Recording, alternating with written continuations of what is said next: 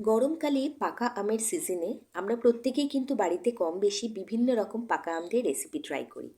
কখনো পাকা আমের ফুলুরি বা আমের বড়া বা আম পাকোড়া ট্রাই করেছেন কি? না করে থাকলে অনুরোধ করব ভিডিওটাকে একটু স্কিপ না করে প্রথম থেকে শেষ পর্যন্ত দেখার জন্য। খেতে অসাধারণ হয়, বেশ কয়েকদিন পর্যন্ত রেখেও খেতে পারেন। স্বাদ কিন্তু ভোলার নয়। আমের সিজন থাকতে থাকতে অবশ্যই একবার বানিয়ে ফেলুন পাকা আমের ফুলুরি। দুটো বড় মাপের আম নিয়ে আমের খোসা ছাড়িয়ে ছোট ছোট টুকরো করে আমগুলোকে কেটে নিয়ে দিয়ে দিচ্ছি একটা মিক্সার জারে। আমি এখানে যে দুটো আম ব্যবহার করেছি সেগুলো মিষ্টি, কিন্তু খুব কড়া মিষ্টি নয়। সেই জন্য একটা মাঝারি মাপের বাটির 1 বাটি মতো চিনি আমি এখানে অ্যাড করছি।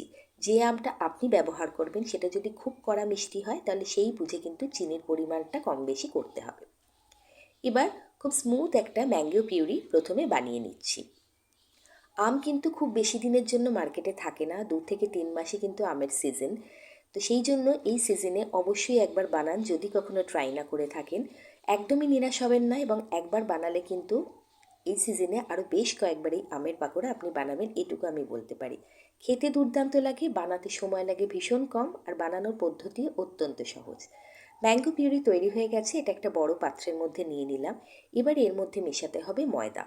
আমি এখানে দুটো বড় মাপের আম নিয়েছি, তার রেসপেক্টে আমি এখানে দিয়ে দিচ্ছি একটা মাঝারি মাপের বাটির প্রথমে 4/3 ভাগ ময়দা। পুরো ময়দাটা একবারে দিচ্ছি না, কারণ পুরো ময়দা দিলে ব্যাটারটার ঘনত্ব বোঝা যাবে না, সেই জন্য আগে অল্প পরিমাণে দিলাম। 4/3 ভাগ মতো দিলাম, দিয়ে আগে খুব ভালোভাবে মিশিয়ে নিচ্ছি। খেয়াল রাখবেন ময়দা মেশানোর সময় যেন একটুও লাম্প তৈরি না হয়। ময়দাটা ভালো মতো মেশানো হয়ে গেছে, এবার এর মধ্যে অ্যাড করে দিতে হবে সুজি।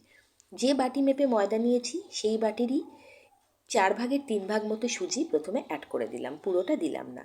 এবার সুজিটা দিয়েও প্রথমে খুব ভালোভাবে একটু মিশিয়ে নিচ্ছি। সুজি আর ময়দা মিশিয়ে নেওয়ার পরে মিনিট 10-এর জন্য ব্যাটারটাকে ছেড়ে দেব। সুজি কিছুটা জল ভাবটাকে অ্যাবজর্ব করে নেবে এবং ব্যাটারটা আগের তুলনায় একটু ঠিক হয়ে যাবে। তারপর ব্যাটারের ঘনত্ব বুঝে বাকি সুজি বা ময়দা অ্যাড করব। মিনিট 10-এর মতো আমি এটাকে রেস্টে রেখেছিলাম।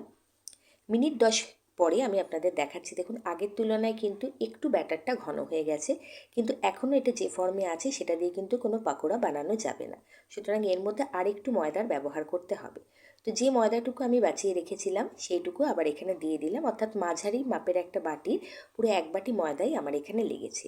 হাতে ঘষে নিয়ে অল্প একটু পরিমাণে মৌরি দিয়ে দিলাম, যাতে আমফুলুরি বা আমের বড়াটার গন্ধটা খুব সুন্দর আসে।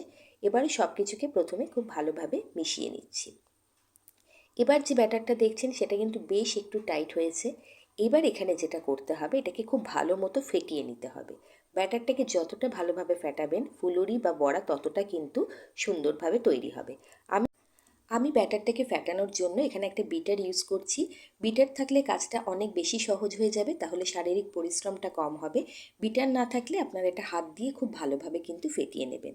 ফেটিয়ে নিচ্ছি আমি এখানে বিটার দিয়ে প্রায় মিনিট খানেকের জন্য।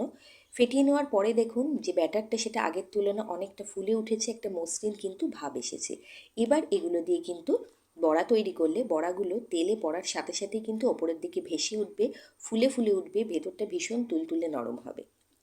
তেল গরম করতেই বসিয়ে দিয়েছিলাম এবং হাতে করে অল্প অল্প করে নিয়ে বড়ার আকারে গড়ে নিচ্ছি। আপনারা চাইলে চামচ দিয়েও বড়াগুলোকে তেলের মধ্যে ফেলতে পারেন। যতটা চওড়া পাত্র নেবেন সেই বুঝেই বড়াগুলোকে দিতে হবে। আমি বেশ অনেকটা তেল দিয়ে একটা চওড়া একটা কড়াইয়ের মধ্যে দিয়েছি, সেই জন্য অনেকগুলো বড়াকে আমি এখানে একসাথে তেলের মধ্যে দিয়ে দিচ্ছি।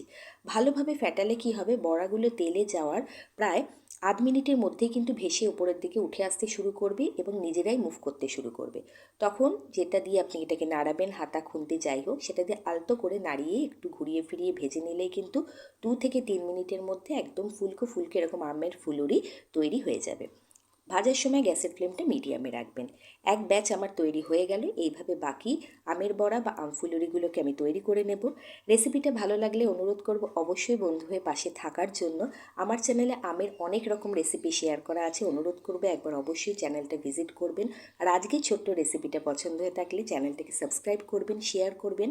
আর বাড়িতে তৈরি করে যদি ভালো লাগে আমাকে কিন্তু কমেন্ট করে জানাতে ভুলবেন না। ভালো থাকবেন, সুস্থ থাকবেন, ধন্যবাদ।